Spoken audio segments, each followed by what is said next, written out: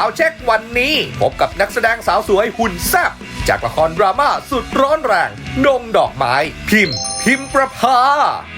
ตอนนี้เนี่ยเขาเป็นนางเอกมีละครกับทางช่องวันชื่อเรื่องอะไรคะลูกดงดอกไม้ค่ะดงดอกไม้ดงดอกไม้น่าจะผู้หญิงเยอะในเรื่องนี้คือจะแบบว่าห้อมล้อมไปด้วยผู้หญิงทุกคนของพี่พุทธใช่ไม่ดีพี่ตั้มอยากเล่นมากในบทเนี้ยเราจะไปมองผู้หญิงเป็นดอกไม้อันนี้ไม่ถูกต้องแล้วต้องมองเป็นอะไรไม่ได้คิดเลย และสนุกไปกับ Paper Planes วงร็อกเจ้าของเพลงดังทรงอย่างBad Boy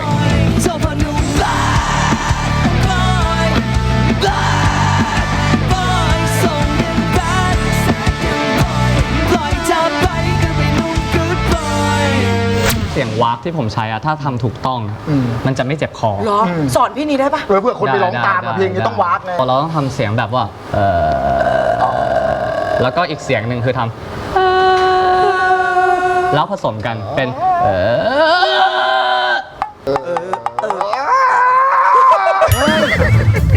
ให้หมูตายพร้อมแล้วขอเชิญพบกับพิธีกรคู่หูคู่หาซันนี่นิชาพรและตั้มวราวุธ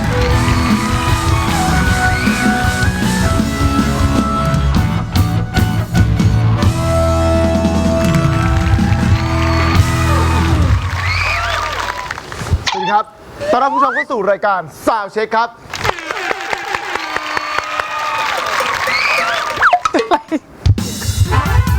ยื่นทำไมพูดสิฮะพูดอะไรพูดเกี่ยวกับแขกรับเชิญเป็นอะไรรักษาลุกหน่อยพอผู้หญิงมานางเอกมาอย่างนี้เหรอ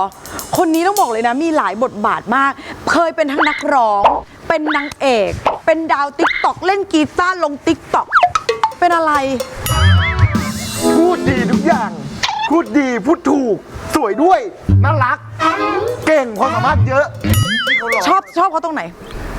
ไม่ต้องบอกตอนนี้เดี๋ยวบอกกับเขาต่อหน้าเลยต้อนรับเลยค่ะพิมประภา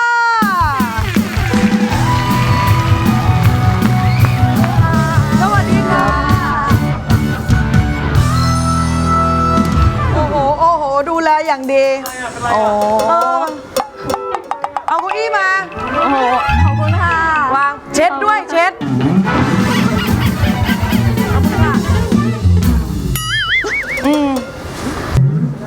มันเป็นอะไรนักหนาวะ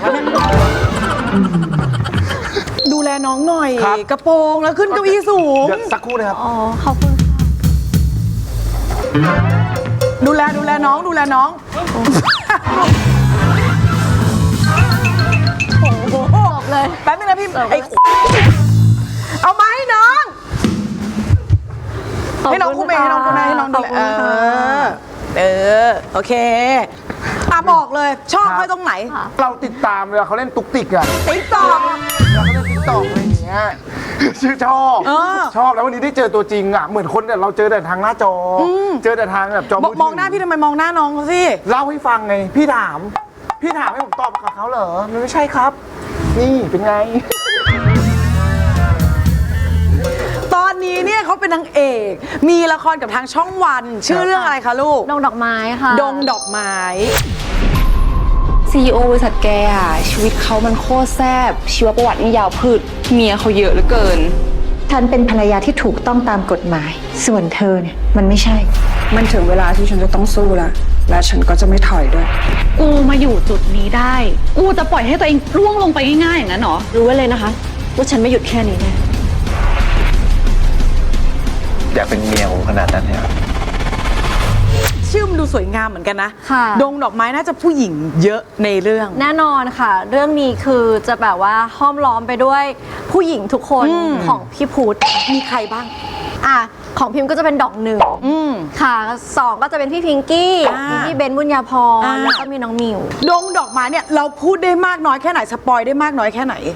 คือในเรื่องเนี่ยมันจะเกี่ยวกับว่าผู้ชายเนี่ยที่มองเห็นผู้หญิงคนทุกคนเป็นแค่ดอกไม้ แต่ว่าแต่ละดอกในเรื่องเนี้ยมันก็คือจะมีความแตกต่างมีเป้าหมายมีปลายทางในชีวิตที่แตกต่างกัน เหมือนนึกจะเด็ดมาชมแล้วก็ทิ้ง ใช่ คือเขาก็จะมองว่าดอกนี้สวยฉันอยากได้ฉันก็เด็ดมา แล้วก็เก็บไว้คอลเลกชันหนึ่งพอมันเหี่ยวมันแห้งมันน่าเบื่อละเขาก็โยนทิ้ง หลาย ใช่ กา ไม่ดี ใช่ พี่ตั้มอยากเล่นมากเลยในบทเนี้ย โอ้โหไม่เล่นหรอกนี่เข้าไม่ถึงบทบาทอยู่แล้ว เอาเป็นคนไม่เจ้าชู้ ไม่เจ้าชู้เลย เราจะไปมองผู้หญิงเป็นดอกไม้ อันเนี้ยไม่ถูกต้อง แล้วต้องมองเป็นอะไร ไม่ได้คิดเลย ไม่ได้คิด ไม่เจ้าชู้ไม่เจ้าชู้ ไม่เจ้าชู้ แต่ในคุณพุทธในเรื่องเนี่ยคือเจ้าชู้มาก มากค่ะ พิมพ์เนี่ยดอกไม้ดอกเนี้ยมันเป็นยังไง จริงๆ แล้วว่าเราเป็นหนึ่งในคนที่ไม่ได้มีความคิดเลยว่าจะไปอยู่ในคอลเลกชันดอกไม้ของเขา เราเป็นผู้หญิงคนเนี้ยมัน ดู จะไป เก่ง ยอมอยู่ในคอลเลกชัน ดูเก่งและมีความคิด ใช่ ดูเก่งแล้วมีความคิดฉลาด เขาเป็นทนาย แล้วเขาก็ได้เห็นแบบปัญหาของครอบครัวทำคดีเกี่ยวกับสามีภรรยาที่หย่าร้างกันมาโดยตลอด ซึ่งเราก็รู้ว่าเนี่ยคือปัญหาที่มันเกิดขึ้น ซึ่งฉันเนี่ยจะไม่ตกไปอยู่ในโพสิชันอย่างนั้นอย่างแน่น แต่ อน สุดท้าย เป็นทนายด้วย แต่สุดท้ายตกอยู่ด้วยความบังเอิญ มันด้วยความบังเอิญด้วยเหตุการณ์รายล้อม เอาไว้เท่านี้พอ ใช่ เอาไว้เท่านี้พอ เอาไว้ติดตามไปในละครจริง ๆ บ้าง ถูก พูดถึงบรรยากาศในกองหน่อย ค่ะ ผู้หญิงเนี่ยจะเยอะมาก เยอะมาก 4 คน แล้วผู้ชายคนเดียว ใช่ค่ะ คือยังไงพี่ มัน พุทธ วุ่ ต้ น องโดน วายไหม แกล้งหรือยังไง ตลาดแตกไหมอ่ะ อืม คุยกันเมาส์กันไหม อุ้ยสนุกมาก คือ ครับ เป็นกองที่แบบว่าจิ้วจิ้วจิ้วจิ้วคือเจอเอามาเล่นติ๊กต็อกคอนเทนต์ไหนมาแบบเอามาถ่ายมาเต้นกันอะไรอย่าง เพราะ เงี้ ผู้ ย หญิงเขาสไตล์นี้อยู่แล้ว แล้วผู้หญิงเขาจะคุยกันถึงเรื่องความแบบรักสวยรักงามไหมเรื่องแบบกินอะไรอันนี้ไม่ได้ ส่วนใหญ่จะเป็นเรื่องกิน แล้วก็ไม่ห้ามกันด้วยนะ ไม่ได้แบบดูแลตัวเองเหรอ ไม่ อันนี้อร่อยฉันจะสั่งมากินในกองอะไรอย่างเงี้ย นี่ขนาดเขากินนะ คุณเชื่อไหมว่าปัญหาที่เกิดขึ้นในกองก็คือ โอ้โห สไตลิสต์คอสตูมบ่นเยอะมาก ก็กินกันเยอะอ้วนอ่ะสิ อ้วนอะไรล่ะ หากางเกงให้เขาไม่ได้เอวเขา 23 เต็มที่23 ใช่ พี่เอลเท่าไหร่ ถามทำไม มันจะได้เกิดรู้ไงบางทีคนดูเขาไม่ได้วัดรอบเอวเขาไม่รู้ว่าเขาจะได้ดูอ๋อประมาณนี้เท่านี้นะ ประมาณนี้เท่านี้ว่าต่างกันเยอะไหมเท่าไหร่ พี่นี่ก็เอวเล็ก 75เอา ขอโทษนะ ฮิปโปโปเหรอ75ใหญ่ไป ประมาณ 26 27 อุ้ยก็3 นิ้วเอง คือเราดูแลเหรอหรือว่าจริงๆเรากินแล้วกินยังไงมันก็กินไม่อ้วนหรือว่ายังไง คือจริงๆเราไม่ มันเกิดจากความผอมที่ไม่ได้ตั้งใจ หุ่นแบบนี้ตั้งแต่เด็กๆไหม ไม่ค่ะ คือก่อนหน้านี้ประมาณ 2 ปีก่อนอะเราเป็นคนที่อวบเลยนะออกถ้าเกิดใครเคยดูละครเก่าๆที่พิมเคยเล่นมา ก็จะรู้ว่าเราเป็นคนที่มีแก้ม เราเป็นคนที่ตัวค่อนข้างมีเนื้อมีหนังอะค่ะ แต่ว่าเรามาค้นพบการที่แบบว่าเรารู้จักเลือกกินมากกว่า ใช่ เลือกยังไงบ้างอะฮะ คือแต่ก่อนนะพิมก็จะเป็นคนกินของหวานเช้ากลางวันเย็น ทุกมื้อคือต้องมีไอติม หรือไม่ก็ชานมไข่มุก เผื่อท้องไว้ให้ของหวานตลอด ใช่ไม่เผื่อด้วย กินเต็ม เหรอ กินแบบเต็มอิ่มเลย แล้วก็ต่อด้วยของหวานแบบเต็มสตรีม คือของหวานเป็นหลัก มาตอด คาวไม่เน้นอย่างเงี้ยเหรอ คือเน้น ข้าว ข้าว ก็ และ กิน หวาน คือเราไม่รู้แบบเราไม่มีตั้งลิมิตให้ตัวเองเลยอะค่ะ แต่ว่าพอแบบว่าเรารู้จักการที่แบบว่าอ๋อเดี๋ยวเราอยากมีความสุขกับของหวานเราอยู่ แต่เราก็จะเลือกว่าเราจะกินกลางวันหรือเราจะกินเย็น เราเห็นเขาตัวเล็กๆผอมๆแต่รู้ว่าดาราส่วนใหญ่เวลาออกกล้องมาตัวเล็กๆเนี่ยพอดีเป๊ะ ใช่ จะอยู่ในกล้องจะพอดี แต่ถ้าเรามองด้วยตาเปล่าอาจจะดูผอมดูตัวเล็กจังเลย ถูก ออกในกล้องมาคือเพอร์เฟกต์มาก ใช่ ๆ ใน t ิ k t o k เวลาเต้นคอนเทนต์เหมือนกัน สุด สวยเพอร์เฟกต์ ขอบคุณค่ะ เพอร์เฟกต์เลย ส่วนใหญ่คอนเทนต์อะไรที่เราแบบชอบทำมากๆอะ ก็คือจะหาทำไปเรื่อย แต่ว่าที่พิมชื่นชอบมากๆอะคือลิปซิงค์ ๆ เพราะว่าเรารู้สึกเป็นตัวเราที่สุด ใช่ คือเรารู้สึกว่าเราอะชอบการแสดงอยู่แล้ว และการลิปซิงค์อะคือเราจะลิปเป็นใครก็ได้เลยอะ ทำให้ดูได้ไหมวันนี้ นี่ไง เดี๋ยวให้พี่นี่ร้องเพลง แล้วให้เขาลิปซิงค์ตาม เขาชอบลิปซิงค์ บทละครเขาบอกแล้วบทละคร บทละคร ก็ละครก็ได้ พูดมาสักบทหนึ่ง ได้ เป็นนางร้าย ได้ แต่เราทำท่าทำทางเราลิปซิงค์นั่นทำเสียง มาแม่ 5 4 3 2 แอคชั่น วิวันนี้นะมีงานเลี้ยงนะ เธอจะไปกับฉันหรือเปล่า ไปสิ อุ้ยตอบเร็วจังอะตอบให้มันมีน้ำหนักหน่อยติ๊ก ไป ต๊อก ครับ เตรียมเสื้อผ้าไว้หรือยังล่ะ ถ้ายังไม่เตรียมเนี่ย รีบหานะ เพราะว่าชุดฉันใหญ่มาก เอาใหญ่มากใหญ่มากไม่ชัดเอาใหม่ ใหญ่ เพราะชุดฉันเนี่ยใหญ่มาก ครับวิ เล่นได้ เล่นได้ เล่นได้ ชอบสิง ไปตาม TikTok ได้ TikTok ชื่ออะไรลูกพิมพ์ ชื่อพิมพ์ประภาเลยค่ะ ค่ะ ใช่ก็คือชื่อเรา ตามได้เลยตามได้เลย ก็จะมีคอนเทนต์เต้นบ้างสลิปซิงบ้างร้องเพลงบ้าง หรือว่าเวลาพิมพ์ไปเที่ยวหรือเราไปทำกิจกรรมต่างๆ เราก็จะเอามาแชร์ แต่ต้องบอกว่าผู้หญิงคนนี้อย่างที่บอกเขามีความสามารถ เริ่มต้นนะนักร้องก่อน ตั้งแต่วัยกระเตาะเลยเอาวัยกระเตาะเลย ตอนนั้นประมาณอายุเท่าไหร่ครับที่เข้ามาเป็นเริ่มเป็นนักร้อง กามิกาเซ่ตอน 14 ค่ะ อายุ 14 ใช่ 14ก็คือยังไงเรามีความสามารถทางด้านการร้องเพลงอยู่แล้วหรือเราเรียนตั้งแต่เด็กแล้วก็มาเป็นนักร้อง คือด้วยความที่เราชอบอะไรอย่างเงี้ยค่ะในช่วงนั้นเนี่ยแม่ก็พาเราไปเรียนร้องเพลง พอเราไปเรียนเนี่ยครูอะค่ะเขาก็จะแบบพาเด็กไปแคสพาไปอะไรเงี้ยตอนนั้นกามิกาเซ่กำลังจะฟอร์มค่ายใหม่ ค่ะ เขาก็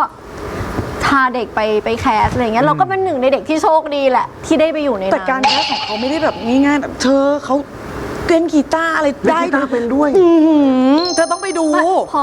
พอที่แบบตี อย่าบอกพอได้ลูกแบบลูกไปได้ ครบมากเลยนะ ครบสิ ครบไหมอะ สวยฮะ ฮะ ครบอะไร หมายถึงว่าครบมากเลย ครบไหมอ่ะถ้าถามด้วยต้องครบซ้อนนะเราไม่ใช่หรอ หมายถึงว่าความสามารถเขาครบจะมีอีกไหมที่ครบมากข ค นาด รบ นี้ เพราะฉะนั้นเอาจริงๆอ่ะณทุกวันเนี้ยเวลาทำ TikTok หรือทำอะไร ก็ยังมีแบบบางทีที่ได้เล่นหรือเวลาไลฟ์คุยกับแฟนคลับก็ได้เล่นดนตรี ใช่ ก็ต้องมีเพลงในช่วงนี้ที่เราแบบชื่นชอบเราแบบได้ฟังบ่อยอยู่ถูกไหมคะ ใช่ค่ะ พี่นี่ขอสัก 3 เพลงได้ไหมลูกที่ตอนนี้หนูกำลังชอบอยู่คนอื่น แบบที่ดูอยู่เนี่ยเขาจะได้แบบได้ฟังบ้าง ค่ะก็จริงๆเพลงที่พิมพ์แบบว่าฟังเรียกว่าฟังเป็นร้อยๆรอบเลยอะเพลงแรกคือสองใจของพี่ไดเดอะฟินช่วงนั้นที่แบบว่าละคร กำลังมา แบบ เลย กำลังมาเลยแล้วตอนนั้นน่ะเขาปล่อยเพลงมาก่อนแล้วพิมพ์ฟังแล้วพิมพ์อะเป็นคนที่ไม่รู้ทำไมพิมพ์จะชอบเพลงที่มันมีกลิ่นของความเป็นไทยๆอยู่นิดนึงอะแล้วสองใจมันเป็นเพลงที่แบบฟังแล้วเฮ้ยทำไมมันเป็นเพลงที่มีเสน่ห์มากๆเลย เพราะมากๆอะไรอย่างเงี้ยเราก็แบบเราก็ฟังวนจนเราต้องเอาไป cover ก็เลยชอบเพลงนี้ cover ด้วยเป็น ใช่ไปลอง cover ใน YouTube ด้วยอะไรอย่างเงี้ยค่ะ ใช่ ก็คือเป็นเพลงที่เพราะมาก ค่ะ ครับ ใครจะอยากเป็นคนไม่ดีผิดที่ใจไม่จำว่ามันไม่ควรรักใครเจ็บที่ใครเขาก็มองว่าเราหลายใจเกลียดตัวเองจริงๆที่ฝืนหัวใจไม่ได้ฉันยอมสองใจเพราะรักและอีกเพลงหนึ่งอย่างที่พิมบอกไปเลยพิมเป็นคนชอบเพลงที่มันมีกลิ่นความเอื้อนความอะไร อันนี้ก็เหมือนกัน เพลงที่ 2 ก็คือสลักจิตใช่ของพี่ป๊อปปองกูลแล้วก็พี่ไดโดฟินิก แล้วคนแต่งคนเดียวกัน ใช่ พี่แอม พี่แอม ใช่ แล้วภาษา พี่แอม สวยมาก ครับ สวยมากแล้วก็มีความแบบเอื้อนๆหรือจะด้วยแบบสไตล์การร้องด้วยมั้งที่แบบของพี่ดาที่มันมีความมีเอื้อนหน่อยๆของพี่ป๊อปที่มีความแบบนุ่มๆผสมผสานกันกับดนตรีด้วย ใช่ค่ะคือฟังแล้วมันรู้สึกว่ามันลงตัวแล้วก็ภาษาสวยมาก ค่ะ อย่างที่พี่ซานีบอกแบบรู้สึกว่าแบบมันผ่านการคิดที่แบบมันดีมากๆออกมา ยังแอบนัดพบเจอกับเธอบางคืนในฝันแอบอิงซบบนเงาของเธอไม่อ้อมกอดเขาแม้นานเท่าไรไม่เคยได้พบเธอก็ไม่เคยเลือนลบเธอไปจากความทรงจำแอบเอาเธอนั้นฝังไว้ในใจ เวลาเราก็รู้สไตล์เราแล้วเราชอบแบบสไตล์แบบไทยๆแล้วเราก็ลองทำเพลงสักเพลงหนึ่ง จะว่างไหมล่ะอะ จริงๆก็อยาก งาน ท เขาเยอะเนาะ งานเยอะ แต่ร้องในรายการเราไปก่อนไหมล่ะ ได้สิเอาอีกสักเพลงเอาเพลงนี้เลยขอให้แบบพิมพ์ร้องโชว์หน่อยคนนู้นเขายังไม่เคยได้ยินเต็ม ครับ ำค่ะอีกเพลงที่ชอบก็คือเพลงโต๊ะริมค่ะของพี่นนทนนท์ ค่ะ พี่นนท์เนี่ยก็เป็นอีกคนหนึ่งเลยที่พิมชอบฟังเขาร้องสดมาก ครับ เพราะรู้สึกว่าเป็นคนที่ร้องมีเสน่ห์และอีกเหมือนกันคือเขาก็จะมีแอดลิบแล้วก็มีเทคนิคต่างๆ ที่มันจะ ทำให้ มี เรา กา ได้ ร สนุกเวลาฟังอะ นู่นนี่นั่นอะไรอย่างเงี้ย มันแปลกหูดี ใช่ ครับเพราะฉะนั้นวันนี้เดี๋ยวลองโต๊ะริมให้กับพวกเรานะแล้วคุณผู้ชมทางบ้านได้ฟังกันด้วย ค่ะ ใช่ค่ะ ถ้าพร้อมแล้วไปฟังโต๊ะริมจากพิมพ์ครับ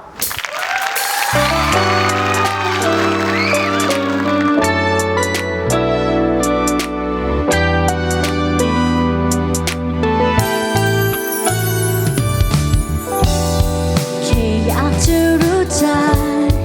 กับเธอนั้นน่ารักสัก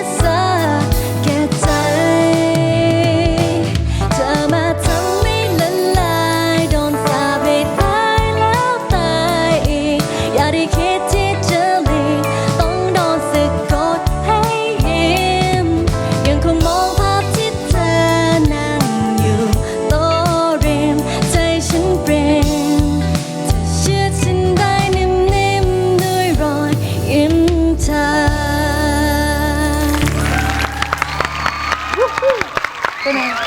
เหมือนเขาร้องเป็นข้อความจากใจเราว่าเชื่อดฉันได้นิ่มๆด้วยรอยยิ้มเธอ นี่ ประทับใจไหม ประทับใจ ปรบมือดังๆ ขอบคุณค่ะ ต้องบอกว่าความสามารถเยอะ เก่งเนาะ ความสามารถเยอะ แต่ ครับ ตอนนี้สิ่งที่เราจะได้ดูก็คือละครก่อน ครับ ค่ะ เพลงอ่ะพี่นี้เชื่อว่าเดี๋ยวถ้าวันหนึ่งแบบลูกว่างแล้วเดี๋ยวจะได้ทำแน่นอน แต่ตอนนี้ละครติดตามดูได้เลยวันไหนอะไรยังไงบ้างคะ ค่ะพิมก็ขอฝากด้วยนะคะสำหรับละครเรื่องดงดอกไม้นะคะ พิมรับบทเป็นชิดสมัยนะคะ ก็ดูได้ทุกวันจันทร์อังคารเวลา 20:30 ทางช่องวัน 31 เลยค่ะ ครับฝากติดตามนะเข้มข้นแน่นอน ใช่ ซึ่งเราคุยกันวันนี้เรายังไม่ได้อะไรมาก เพราะเดี๋ยวเราจะดูกันไม่สนุก ถูกต้อง ต้องไปติดตามดูนะฮะทางหน้าจอช่องวัน 31 นะครับ วันนี้ขอบคุณพิมพ์มาก ๆ นะครับ ขอบคุณค่ะขอบคุณค่ะ สาวเช็คอัปเดตวันนี้ขออัปเดตข่าวสารของสาวๆวงอาลาล่าเกิร์ลกรุ๊ปน้องใหม่ที่มาแรงสุดๆ ครั้งนี้พวกเธอกลับมาพร้อมซิงเกิลที่ 2 ในเพลงเจ็บนะ เพลงที่ได้โชว์พลังเสียงของสี่สาว บวกกับความหมายเศร้าๆ ที่พูดแทนใครหลายคนที่กำลังแอบรักเพื่อน เรื่องราวครั้งนี้จะเป็นยังไง วันนี้เรามีมาให้ชมกันครับ ถ้าเวลาทำเราเจอกันให้ฉันและเธอเป็นเพื่อนที่ดี But we should have never been friends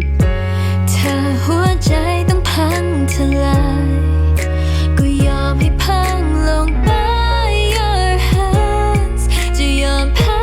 แค่เธอที่จะยิ้มมา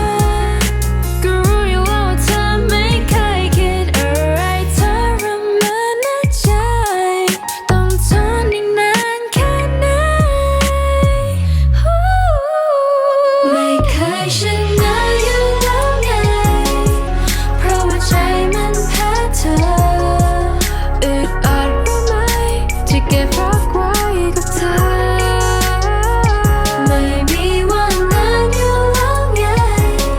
ที่จะชนะใจของเธอแค่เพื่อนเท่านั้นแต่แอบคิดถึงเสมอถึงมันจะรู้ว่าไม่มีทาง ความรักของเราไม่มีวันจบ มันวนอยู่แต่ที่เดิมแล้วฉันก็แพ้เธอไปหมดและฉันจะรักเธอมากแค่ไหนก็ตาม but you will never look at me the way I look at you at you at you at you เคยชนะอยู่แล้วไงเพราะว่าใจมันแพ้เธอ อึดอัดรู้ไหมที่เก็บรักไว้กับเธอ ไม่มีวันนั้นอยู่แล้วไงที่จะชนะใจของเธอแค่เพื่อนเท่านั้นแต่แอบคิดถึงเสมอ ถึงมันจะรู้ว่าไม่มีทาง คุณผู้ชมสามารถรับชม MV ได้แล้ววันนี้ทาง YouTube Official White Music นะครับ และตอนนี้ขอเชิญพบกับวง Paper Planes และพิธีกรของเราในเพลงความคิดถึงที่ส่งไปไม่ถึงกันได้เลยครับ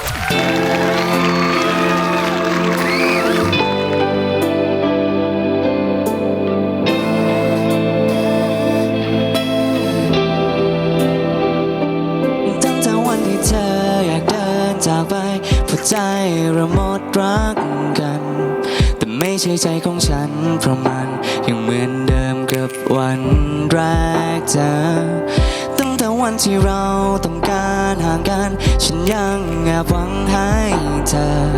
ได้ทบได้ทวนเรื่องราวที่ดีต่อกันจนถึงวันนี้ โอ้ yeah ที่ยอมให้เธอไป ไม่ได้แปลว่าฉันต้องการลืมเธอ ที่ยอมไม่พบเธอ ไม่ได้แปลว่าฉันนั้นมีใคร ที่ยอมทนคิดถึงไม่ได้แปลว่าฉันนั้นทนไว้ ที่จริงแล้วในใจก็กลัวเหลือเกินกลัวว่าความคิดถึงที่มันส่งไปไม่ถึงเธอ แล้วมันทำให้เธอนั้นลืมว่าใครยังรอตรงนี้กลัวว่าใครถึงนั้นจะเข้ามาแทนที่ฉันแล้วทำเธอเปลี่ยนแปลงหัวใจ โอ้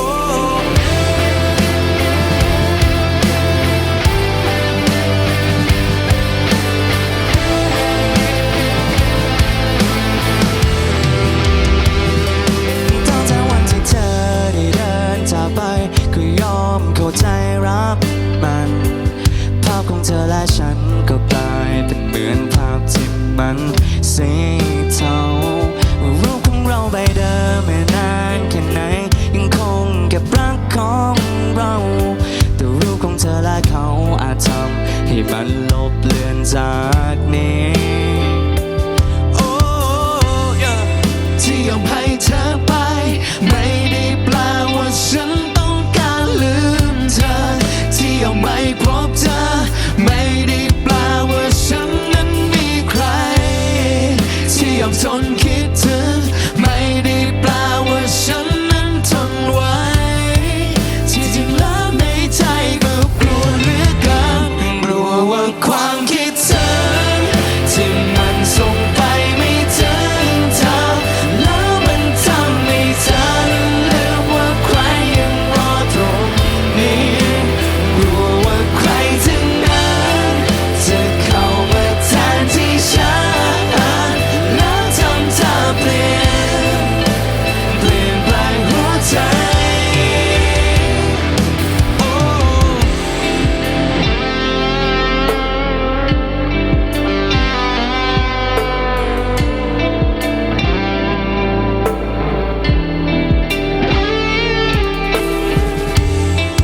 ที่ผมทนคิดถึงไม่ได้แปลว่าฉันนั้นทนไว้ที่จริงแล้วในใจก็กลัวเหลือเกินกลัวว่าความคิดถึงที่มันส่งไปไม่ถึงเธอแล้วมันทำให้เธอลืมว่าใครยังรอตรงนี้กลัวว่าใครทั้งนั้นจะเข้ามาแทนที่ฉันแล้วทำเธอเปลี่ยนแปลงหัวใจ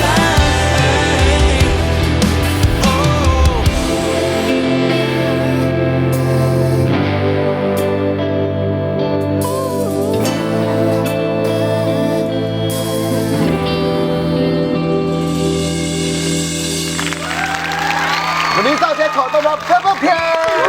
สวัสดีครับ สวัสดีครับกลับมาอีกครั้งหนึ่ง รอบที่ ยิ่งใหญ่กว่าเดิม 2 โอ้โห มาครั้งนี้ต้องบอกว่ากว่าจะหาคิวกว่าจะหาอะไรจับตัวยาก จริง ดัง ตอนนี้ก็จับไม่ได้แล้วนะ จับได้พี่จับได้ ถ้าจะจับเขาต้องหยิกกับซี่โครงเขา ไม่ได้ เขาบอกว่าล่าสุดคุณไปทัวร์คอนเสิร์ต ใช่ ก็คือแฟนคลับเยอะมาก ใช่แฟนคลับเยอะ ปกติแฟนคลับก็ต้องจับแขน อ่า ขอหอม ขอกอดคุณเจออะไรแฟนคลับ ล่าสุดแฟนคลับเข้ามาแบบพวกคุณอย่าหยุดทำเพลงนะแล้วก็หยิกซี่โครงผมบอกครับได้ครับพี่อย่า น่าจะต้องหยุดรักษาตัวนี่เลย ใช่ไม่หยุดทำเพลงแต่ไปเข้าโรงพยาบาลก่อน เป็นผู้ชายส่วนใหญ่เป็นผู้ชายไหม ค้ากัน ค้า ใช่ แต่ว่าที่โดนอันนี้เป็น แต่ว่า ผู้ ที่ ชาย โดนอันนี้เป็นผู้ชาย โอ้ ใช่เขาคงไม่ได้ตั้งใจครับใช่ หยุด แต่ ทำ เจ็บอยู่ หมั นะ นเที่ยว เจ็บอยู่อ่ะไม่ได้ตั้งใจอ่ะ นะเขาจะตีกันปะวะ แล้ว เอาเลยทำเพลงดีทำอีกดีวะอย่าหยุดนะมึง ต้องบอกว่าแฟนคลับเขาเยอะ เยอะมาก ตอนเนี้ยงานเขาแน่นมากๆคิวนี่ทุกวันไหมจริง ทุกวันถ้าจริง ๆ แล้วอะเรารับไม่ เรา ทุ รับ กวัน ไม่ทุกวัน งานเล่นคอนเสิร์ตแต่ มี ว่า งานไหนปฏิเสธก็ปัดๆนะ เขามึงช่วยดูด้วยว่าเราอะไปทางโจ๊ะลูกทุ่ง เราได้ ลงเบียร์เหล้า อย่าง เป็น ลู ข ก อง ทุ่ เรา งได้ไหม ได้ อ่ะ ส่งยังแบดแล้วละแสดยังบอยละละตัวยังละแบดละละละตัวยังละบอย ต้องมานะสงกรารเนี้ย ถ้าบอสซ่าทรงอย่างแบด แล้วก็ตีเครียดแล้ว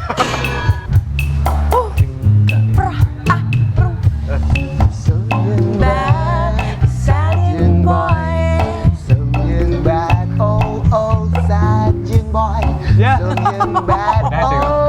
แซดยังบอยแซดยังบอยเฮ้ย อุ้ยได้ ดี ว่ะ ว่ะ ต้องเรียนรู้กันอีกเยอะแหละ หมอล อ่ะ ำโอ้ยไป ส่งยังแบดแซดยังบอยส่งยังแบดแซดยังบอยส่งยังแบดแซดยังบอย จ้าเฮ้ย ส่งยังแบด ฮันน่า แซดยังบอย แร็กเก้แร็กเก้แร็กเก้เฮ้ยเฮ้ยเฮ้ยจ้าเฮ้ยเฮ้ยเฮ้ยจ้า ยกส่งยังแบดแซดยังบอย เฮ้ย เดี๋ยวอันนี้ท่าอะไร และแก้กูเข้าใจได้ ดูดอะไรครับเมื่อกี้ดูดอะไร เขาดึงไม้ อ๋อดึงไม้ จากไม้ ดึงไม้ โอ้โหเวลาเขาร้องอะไรเงี้ยพอยังจบตรงนี้กลัวจะตันแล้วต่อ โอเคคือเพลงเขาแปลว่าเพลงเพราะทำได้หลากหลายแนว เขาแต่งมาเพื่อการนี้ ถูกต้อง ให้ทุกคนร้องได้ฮะ เหนื่อยเหรอ ถามเขาเดียวนะ ไม่เห็นหรอกปอดจะฉีกอยู่แล้ว ทรงอย่างแบดอะคือดังมากไปได้ไอเดียมาจากไหนคะ ไอเดียมาจากเพื่อนครับ เพื่อนแบบโพสต์ IG Story ประมาณว่าแบบเขาไปเมากันอะไรเงี้ยแล้วเขาก็ถ่ายรูปแบบทรงแบบทรงแบบไม่ไหวแล้วอะไรประมาณแล้วแบบทรงโคตรแบดแซดโคตรบ่อยอะไรเงี้ย อ๋อจริงๆเขาเป็นทรงแบดด้วยเหรอเพื่อนนั้นนะ เป็นผู้หญิงนะใช่ นี่ผู้หญิงทรงแบดนี่ได้ อุ้ยได้เลย เนี่ยผู้หญิงทรงแบดทรงเท่ ทรงเท่ ทรงเท่ สวยเท่ สวยเท่ชายก็ได้หญิงก็ดี รู้ดีแล้วอีนี่ เนี่ยเป็น อ๋อใช่เพราะคนเท่ๆคนคูลๆอะเวลาอกหักอะมันหนักกว่าคนอื่นนะ ใช่ มันจะเหมือนฟิลแบบบางคนอะเขาไม่มีฟอร์มไงอกหักแล้วมันก็ทิ้งตัวได้เลย แต่เรามันคือทรงแบบไม่ได้มันต้องคีปคูล เฮ้ยมันนึกออกปะ อ๋อทรงคลิปกูเหรอ คลิปกู เอาคลิปไหมเอาคลิปไหมครับ เรื่องอะไร โอ้โหเมาโอ้ยมืดจะตกโต๊ะ อันนี้เรื่องเล่นล้อเล่น เรื่องจริงอยากคุณผู้ชมดูคลิปนี้ insert ครับ คลิปนี้เลย มึงจะเอาคลิปไม่ต้อง ทำถึงไหนกันแล้ว ก็ได้มาจากเพื่อน ได้มาจากเพื่อน IG Story แล้วเราก็ทักไปหาเขาประมาณว่าจริงๆคำนี้มันคงใช้กันอยู่แล้วแหละ เป็นวลี คำแบบ ในโซเชียลอะไร ในโซเชียล แบบเหมือนเวลาเขาเขียนแคปชั่นกันแบบเท่ๆอะไรอย่างเงี้ยนะ ทรงแบดแซดได้ไงทรงแบดแซดบ่อยอะไรประมาณเนี้ยเราก็เลยเขียนเก็บไว้แล้วเราก็ไปทำซองแคมป์กันซองแคมป์ก็คือออกไปทำต่างจังหวัดกันยกคอมยกอะไรไปเงี้ยครับแล้วก็ในเพลงแรกของแคมป์ก็คือเอาเพลงเนี้ยมาทำใช่ เฮ้ยเอาจริงๆอ่ะคือไฮทำเพลงเยอะมากแล้วมีเวลาทำเพลงตัวเองด้วยเหรอ ก็มีครับเหมือนกับว่าเราหยุดงานครับหยุดรับงานเพื่อที่จะได้มีเวลาไปทำเพราะว่าถ้าไม่หยุดรับงานก็ไม่มีเวลา ก็ ทำ ไม่เสร็จสักที ใช่เพราะว่าเรา ค่ายโทรจี้เยอะ ใช่อย่างพี่โดมเนี่ยก็โทรตามบ่อยมาก เพราะว่าเราทำเพลงให้ค่ายอื่นด้วยแล้วพอมาถึงเพลงตัวเองอ่ะมันไม่มีเวลามันก็เลยต้องหยุดรับงานเดือนนั้น อย่างค่ายโดมเนี่ยพี่ทำเพลงอะไรบ้าง ค่ายพี่โดมก็จริงๆทำของ Pixie แบมเนี่ยแทบจะทุกเพลงเลย อุ้ยแต่ก็ดัง ใช่ ดังทุกเพลง ดังเกือบทุกเพลงนะ ใช่ โอ้ยโดมนี่ก็เขาให้พี่อะไร 2,000 ต่อเพลง มันได้งบทำเพลงอะเฉพาะค่าดนตรีอะ เท่าไหร่ 400,000 โอ้โห อันเนี้ยงบทำเพลงนะ งบทำเพลง 400,000แต่ เอาเล่าไปไหนละ ไอ้เด็กเขาดูตัวกลม บูลลี่ ไปบูลลี่ บูลลี่เพื่อน แล้วเด็กลั่นหนีเป็นงี้ก็ อันนี้เอาเรื่องจริงมาคุยกันทำเพลงทำกรุงเทพก็ได้ ครับ นู่นหอบเด็กไปทำหัวหินอยากเที่ยวไอ้นี่ติดทะเล ติดทะเล ติดทะเลติดขายของยางไปแล้วเดินทะเล มึงนี่นะ เป็นเรื่องล้อเล่นกันแหละ เรื่องจริง เพลงเขาออกมาเยอะมาก แต่วันนี้ที่เอามาฝากเราเนี่ยคือทรงอย่างแบด แต่ที่จริงอ่ะเพลงแรกที่เราร้องกันไปเนี่ยก็คือความคิดถึง ที่ส่งไป ที่ ไม่ถึง ส่งไปไม่ถึงเอาเพลงนี้ก็ดีนะ คือเป็นเพลงช้า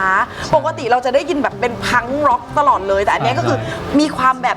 ามพังร็อกแหละ แต่มันพูดแบบเรื่องราวความคิดถึงที่มันส่งไปไม่ถึงมันมีจริงนะ จริงเพลงเขาดี เนอะ เพลงเขาดี แทบทุกเพลง แต่เพลงเนี้ยเป็นห่วงเส้นเสียงพี่เหมือนกันนะไอ้ทรงอย่างแบดเนี่ยเวลาพี่อีเวนต์ตรงนี้อีเวนต์เยอะอย่างเงี้ยเวลาวากอย่างเงี้ยไม่หมดเหรอพี่ เราก็อาศัยแบบว่าให้คนดูช่วยวากด้วยใช่ แล้วคนดูเขาไปวากเป็นเหรอพี่ ใช่เพราะว่า ค คน น พออารมณ์ตอนนั้นแบบว่าคนมาสนุกมันก็แบบเฮ เต็มที่แล้ว ปล่อยกันมาอะไรอย่ เพ ง ราะ งี้ย ว่าคือจริง ๆ แล้วเสียงวากที่ผมใช้อะถ้าทำถูกต้องอะมันจะไม่เจ็บคอ เหรอ สอนพี่นี้ได้ปะ เพื่อคนไปร้องตามอะ ได้ เพลงนี้ต้องวากไง เริ่ม แบด เริ่ม คำว่า แรก แบ อะ ด เราต้องทำเสียงแบบว่าแล้วก็อีกเสียงหนึ่งคือทำแล้วผสมกันเป็นมันจะเป็นอย่างนี้ เฮ้ยใครก็ได้หมูตาย แต่เนี้ยพอเราทำเสียงแบบเนี้ยได้ได้แล้วเราก็เปลี่ยนเป็นคำว่าแบด แบด แบดเนี่ย อูยากนะ มันต้องฝึก พี่ฝึกนานไหม มันก็นานประมาณหนึ่งครับใช่ประมาณนั้น ทำไมแรกๆเราเจ็บคอไหม แรกๆเจ็บคอเพราะเราโฟกัสไม่ถูกจริงๆมันเหมือนการร้องเพลงปกติเลยเหมือนกับว่าถ้าเราโฟกัสไม่ถูกมันก็เจ็บเส้นเสียงนึกออกใช่ไหมครับอันนี้มันคล้ายๆกันเลย ถ้าใครอยากแบบว่าร้องตามเพลงนี้แบบเอาแบบฟิลถึงแบบที่พี่เขาร้องจริงๆเนี่ย ก็ไปฝึกตามกันได้ ถูก แล้วก็ไปเจอกันในคอนเสิร์ตอีเวนต์ต่าง ถ้าเขาจะไปตามดูคอนเสิร์ตตอนนี้คอนเสิร์ตเยอะมากไปตามดูที่ไหน ครับ คะ ก็จริงๆ ติดตามตารางทัวร์ ตาราง เรา ทัวร์ ได้ เรา ที่ ก็จะลงในพวกโซเชียลของวงอะไรเงี้ย ครับ พวก Facebook แฟนเพจ Page IG อะไร เปเปอร์เพลนเลยไหม ใช่เป็นเพลงเลยครับ ๆ และถ้าไปดู MV เพลงนี้นะฮะ ครับ ก็ไปดูได้ที่ช่อง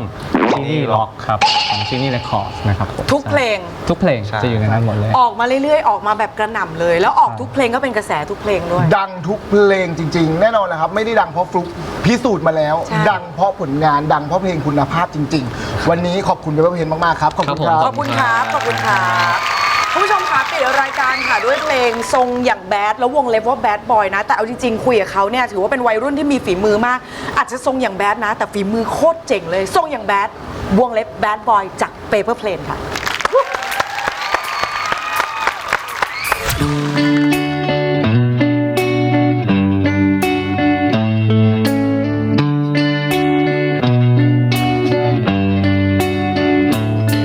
โยเอาไปกดไลค์ในสตอรี่เธอช่างดูดีแล้วฉันเลยเกิล